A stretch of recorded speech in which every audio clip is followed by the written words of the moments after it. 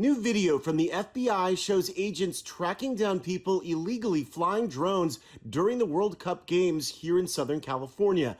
The clips show the agents confronting people operating the drones, confiscating them, and citing the owners. The FBI saying these suspected illegal drone operators were flying them near SoFi Stadium and the fan zone at the Coliseum, violating a temporary ban. Agents using the Bureau's own drones to track down the pilots. Of the 700 drones seized across the United States, 59 were seized here in Los Angeles. These are just some of the drones the FBI confiscated during the World Cup here in L.A. The head of the FBI's L.A. field office says none of the drones they seized were weaponized, but that is one of the chief concerns for the FBI as they prepare for the L.A. 2028 Olympic Games. Obviously, on one extreme is that drone that carries a payload and is weaponized. That is obviously something you're seeing quite frequently overseas and something that we're concerned about here in the United States. The FBI emphasizing any drone can be a threat in a restricted area. Agents pointing to this incident last year during the LA fires when a man flew his drone into a super scooper, grounding it for 5 days. The operator was fined $65,000. Careless and clueless operation of a drone can impede helicopter operations. We've had several LAPD helicopters that were struck by drones. The FBI says temporary flight restrictions will always be enforced. The penalties for flying a drone, even if it's just by accident, could range from a $100 fine all the way up to $100,000, and you could go to prison.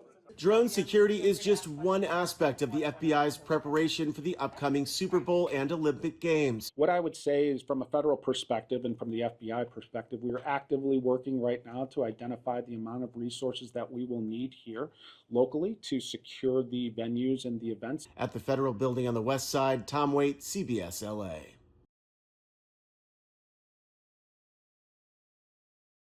More escalation in the Iran conflict, and these airstrikes weren't exactly a surprise. President Trump warned Iran that they were coming.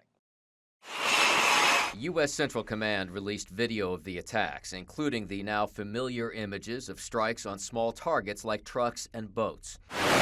That in retaliation for what was described as a surprise attack by Iran on a U.S. base in Jordan. We got to smack them a little bit. Hours earlier in the Oval Office, President Trump said he would respond. We had 5 rockets shot going 8,500 miles an hour, and all 5 rockets were knocked down to the ground.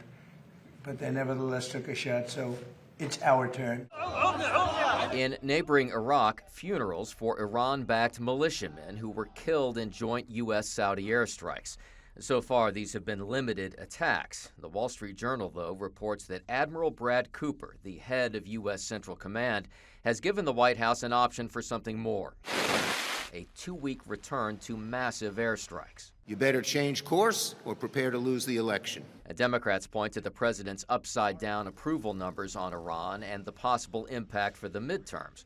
Some military analysts, though, say the approach needs to change. Recommendation, let's get back into it. Let's get the 2 weeks done. Let's put them on the pathway to collapse. And Iran may be bracing for more, with Reuters reporting that China is sending Iran hundreds of shoulder-fired missile launchers to defend against air attacks. In Washington, I'm Doug Luzader, Fox News. The Cyclospora outbreak blamed on tainted lettuce from Mexico is getting worse. The CDC says there are now up to 18,000 cases in 45 states, mostly centered in the Midwest.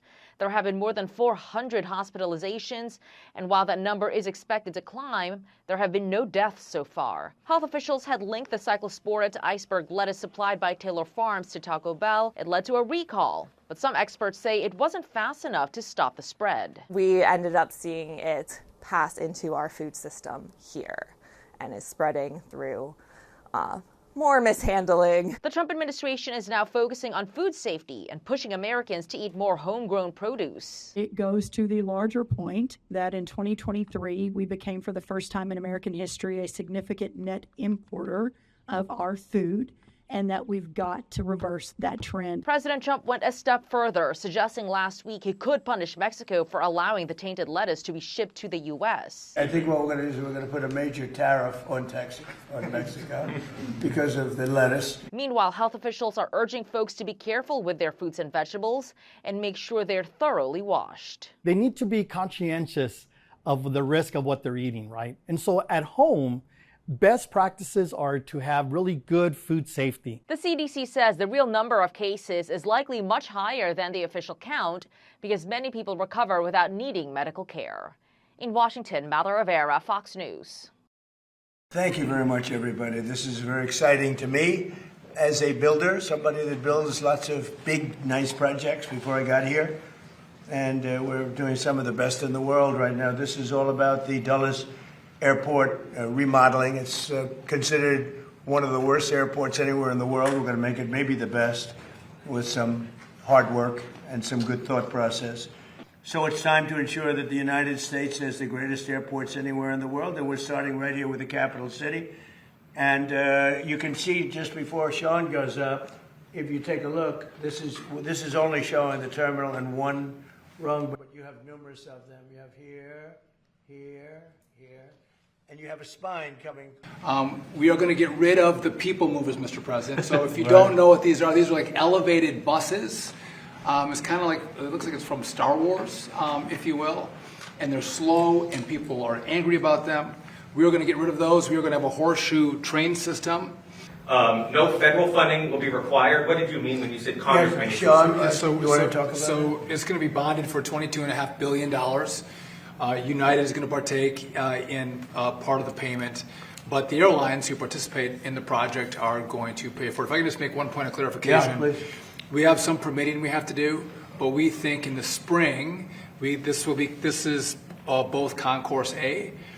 We think we can start construction in the spring of next year. So we're trying to move at the speed of President Trump. It's never fast enough, but we're going as quickly as possible. Particularly in this area, it's defined as what's called a food desert, which I like to name as food apartheid because it's very intentional, starting from practices such as redlining and things like that, which told grocers not to invest in these sort of neighborhoods. For organizers, this market is about more than selling fruits and vegetables.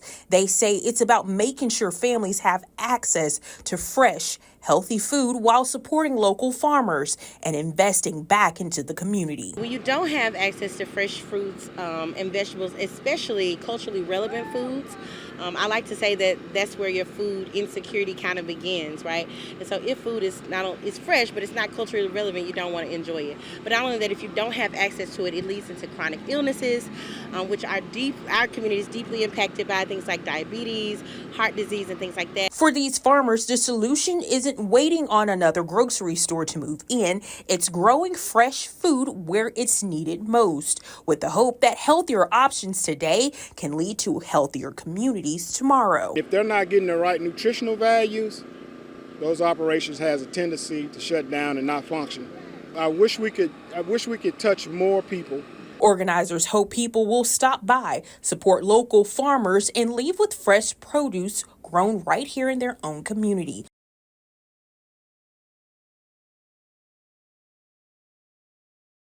Business experts say high performers at work can be a good thing or a bad one. What we find is stars start out really high, but they actually start to decline over time. The reasons behind that are simple. Research from Associate Professor Matthew Call shows that employees early on in their careers usually work very hard and perform very well, but because many lack experience, they aren't necessarily getting paid top dollar for their top-tier work. And over time, salaries may increase, but their performances may start declining. Although star workers can be good for the bottom line, they can also be bad for office morale if they develop an ego. I think it's very easy for a star employee to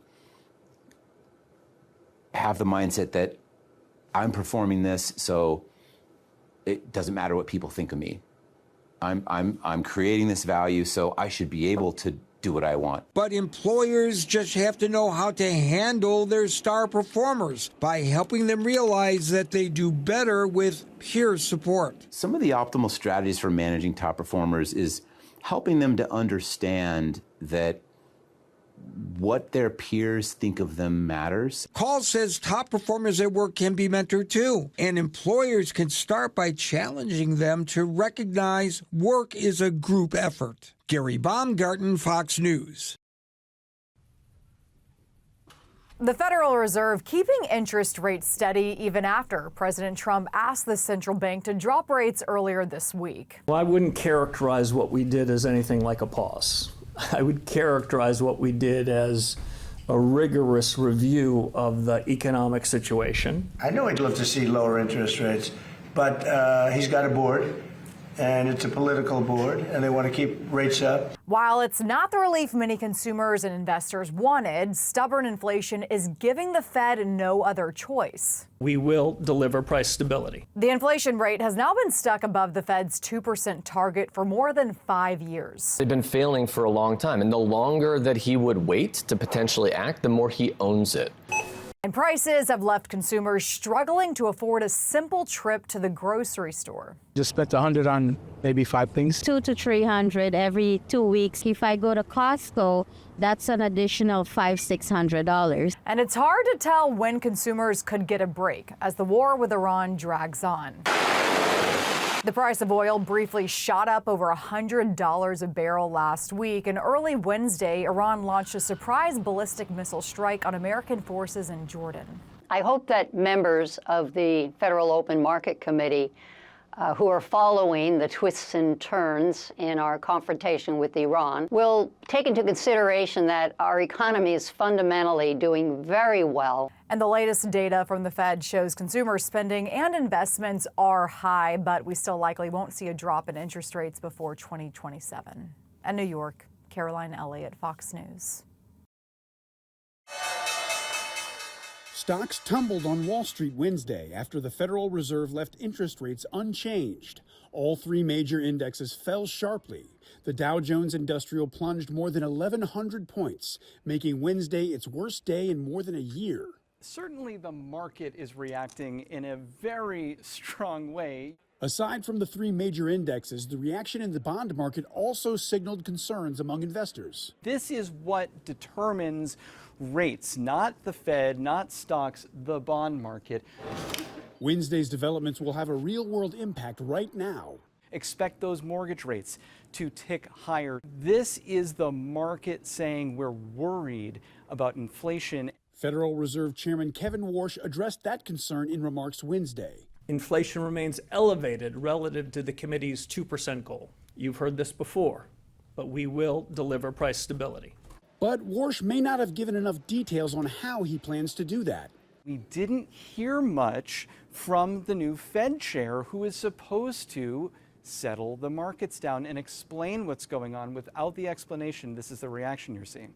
President Trump standing by his recently confirmed Fed chairman. Kevin's got a board. He's fantastic. I know he'd love to see lower interest rates, but he's got a board, and it's a political board.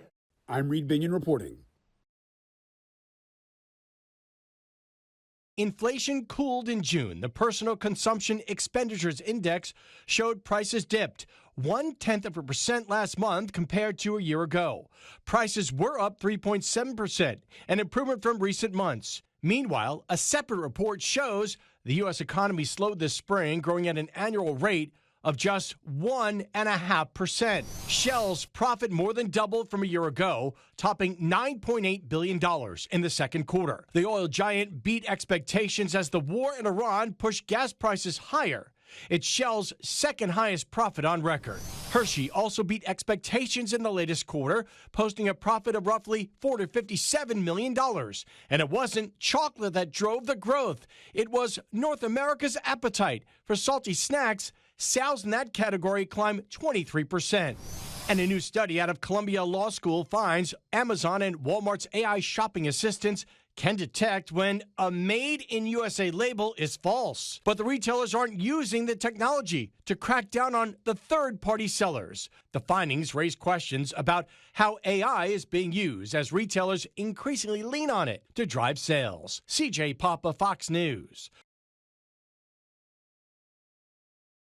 It's one of the pillars of health. Good nutrition gives your body what it needs to be its best. But grocery store sticker shock can stunt your goals. Food is medicine, in my opinion. Registered dietitian Julia Zumpano with Cleveland Clinic says even when food prices soar, planning out purchases and only buying what you plan to consume will reduce food waste and save money. Include some of those heavier priced items amongst many lower priced items. Zumpano says to start by filling your cart with produce. If you can afford fresh fruits and veggies, great. If not, that's okay. Ways to help cut the cost of those would be buying seasonally, buying locally, or buying in bulk. And then lastly, buying frozen or canned, depending on your budget. Next, focus on lean proteins. While meats like grass-fed beef will cost you, other inexpensive options include fresh or canned fish like sardines, or go plant-based. Lentils, legumes, dried peas, and beans are all good sources of plant protein. Nuts and seeds are a great source of plant protein as well as healthy fat. Finally, include complex carbohydrates on your grocery list. Brown rice, oats, even whole grain flour if you'd like to make your bread at home. Zumpano says it'll be more nutrient dense compared to what you'd find on the bread aisle. For you to feel your prime, at your prime, eating good, nutritious food is essential. For Health Minute, I'm Mandy Gaither. This is really a call to action that we are now in a national blood crisis. The American Red Cross is the country's biggest blood supplier, and they're running out of blood. For only the second time in the organization's history, they've had to declare a national emergency call for blood donors. We are approaching less than a 2-day supply of Group O positive red blood cells. The Red Cross says supplies have fallen short of hospital needs, resulting in a shortfall of about 39,000 donations. The cause, extreme heat across the country, has made it more difficult to hold blood drives, combined with many donors heading out of town for summer vacations. Plus, there's been an uptick in patients needing blood, which typically happens during the summer months when people are more active. And the effects are starting to be felt at hospitals across the country. We've been notified by our blood supplier that there is a shortage of particularly Group O positive and O negative red blood cells. But people are responding. We spoke to several donors here in LA who said they came in specifically because they heard about the shortage. Yeah, I was super surprised to read that there was a shortage and wanted to do my small part to reduce the shortage. However I can help somebody else, I want to do that. So, because you never know. It may be you one day that might need, some blood. The Red Cross says that if just 3 more people showed up at each blood drive this summer, they'd be able to stabilize the supply. In Los Angeles, Max Gordon, Fox News.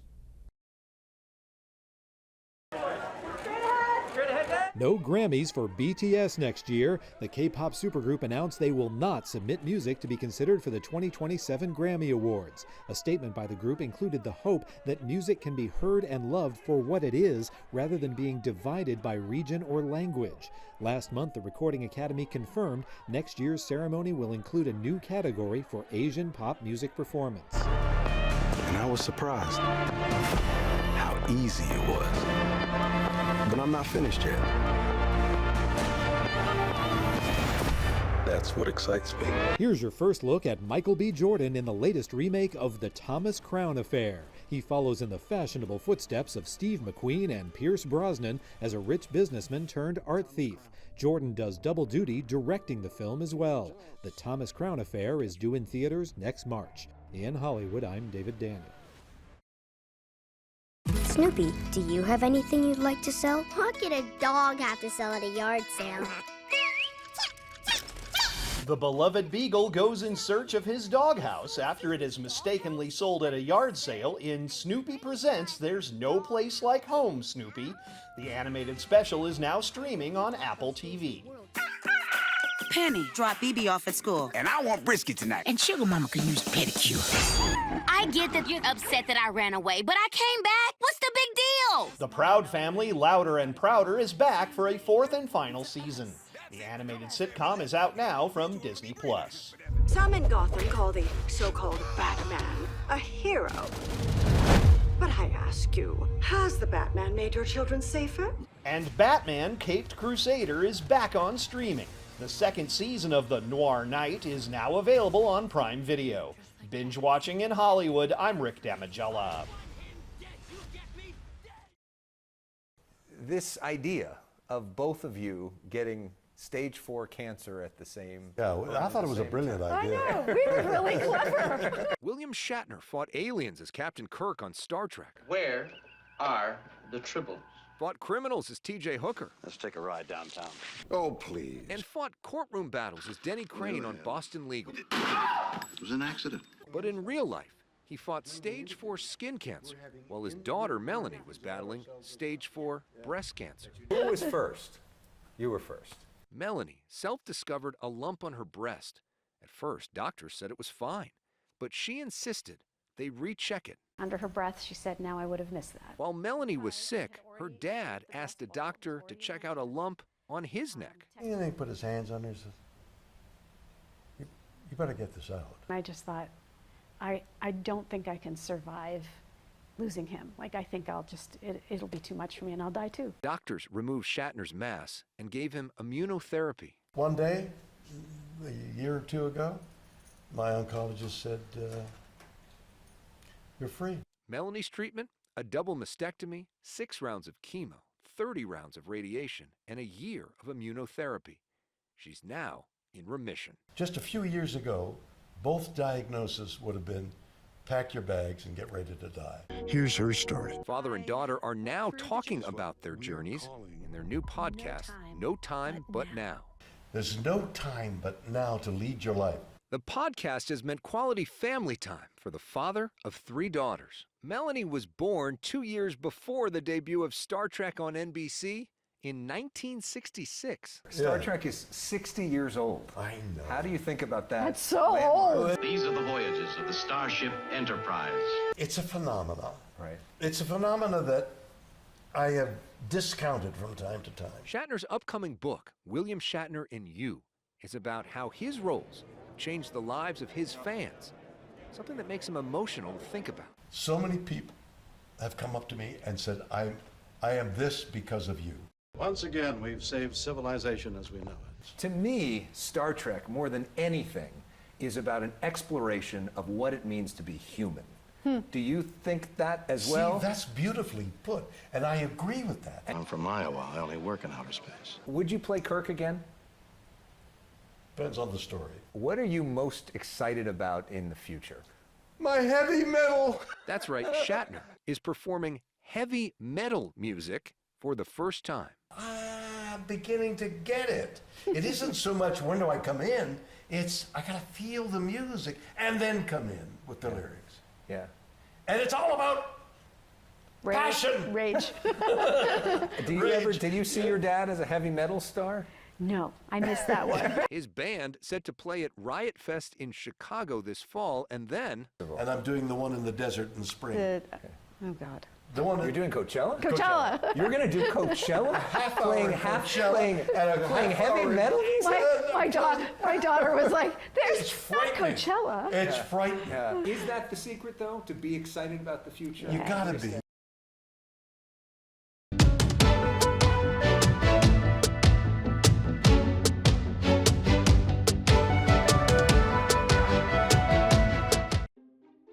A shelter kitten in Ohio is going viral after workers crafted a tiny device from rulers and Hot Wheels to help the little guy get back on the go. The Cincinnati Animal Care Shelter says the kitten, named Gelato, was unable to stand or walk on his own when he arrived. Gelato was too small for their available devices, so vet tech Mallory Smith got crafty, cobbling together rulers, zip ties, and a pair of Hot Wheels toy ambulances. Shelter Med, in and of itself, is kind of working with what you have. The shelter shared Gelato's dinky DIY ride, and to no one's surprise, the internet fell in love with him, with likes and comments pouring in from all over. Gelato has also since been upgraded from Hot Wheels to custom wheels, now sporting a better-fitting 3D printed ride. Rolling in Style kicked off preseason training in Titletown as the Green Bay Packers ushered in training camp with a long-standing tradition, riding children's bicycles. Yes, it is a thing. Called Dream Drive, the beloved tradition sees kids line up with their bikes outside Lambeau Field. Players then ride alongside some of the tykes on their bikes to practice. Finally, from sports power to horsepower. Well, pony power, actually.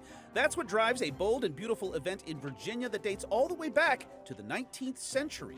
WBOC reports spectators of the 101st Chincoteague Pony Swim braved rain-soaked muddy shores to watch scores of ponies make the famed crossing from Assateague Island to Chincoteague Island, so they can be sold, keeping the island's herd in check. The swim and related events help raise money for the town's volunteer fire company. For Take a Look at This, I'm Jeremy Roth.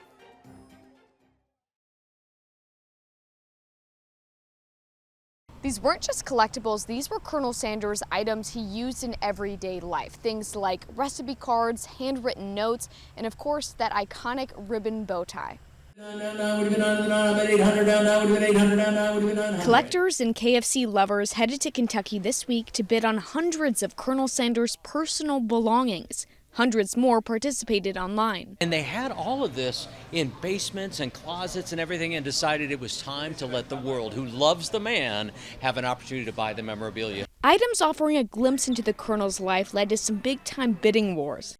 For example, his 1964 planner sold for $30,000. The 1955 Kentucky Colonel certificate brought in about $23,000, and his clip-on bow tie went for $8,000.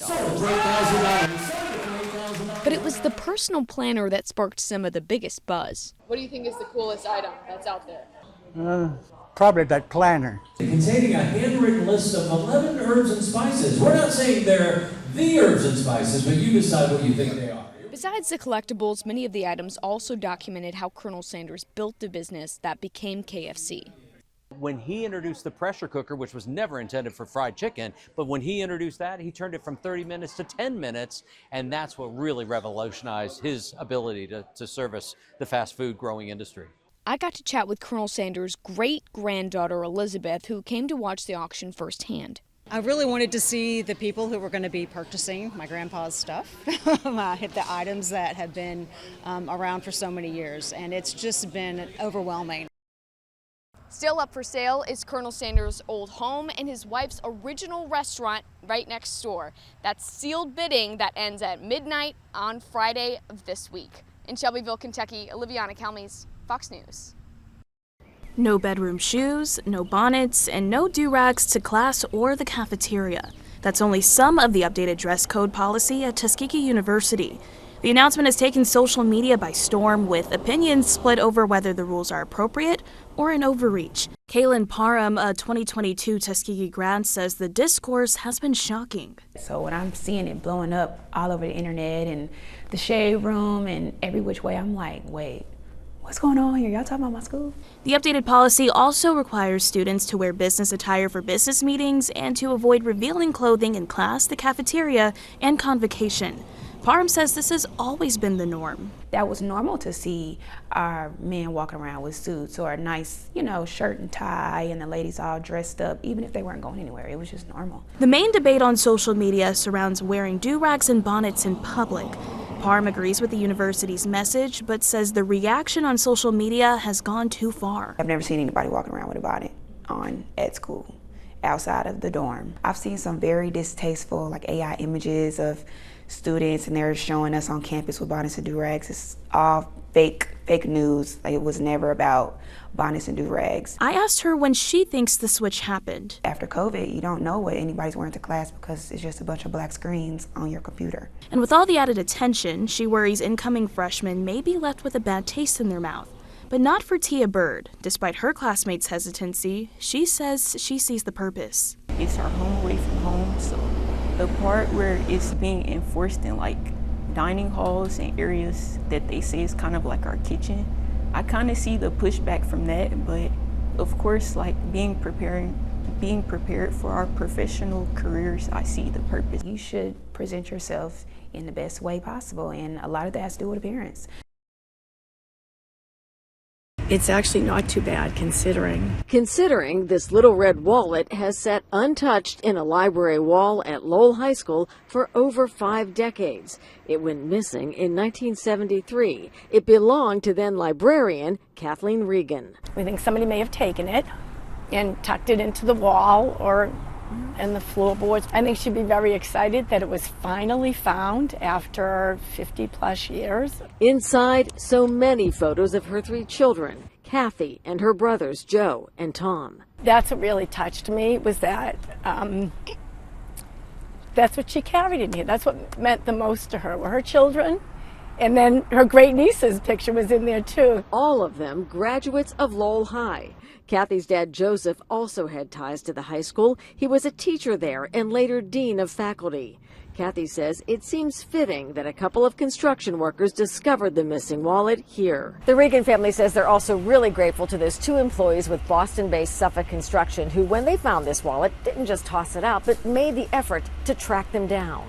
And it just so happens those workers reached out via Facebook to Kathleen's youngest granddaughter, Angie Regan, who's currently planning her wedding. And she said, I didn't have anything, something old, so this will be her something old. Which feels like a gift from the past, from this family matriarch and librarian who always loved a good story and a happy ending. Your wife is in a bar, you said she's unresponsive? This is what he's going to tell you. Trying to find the first place to put a body. No, sir. The only thing they could do was kill him. Be the jury and to find the defendant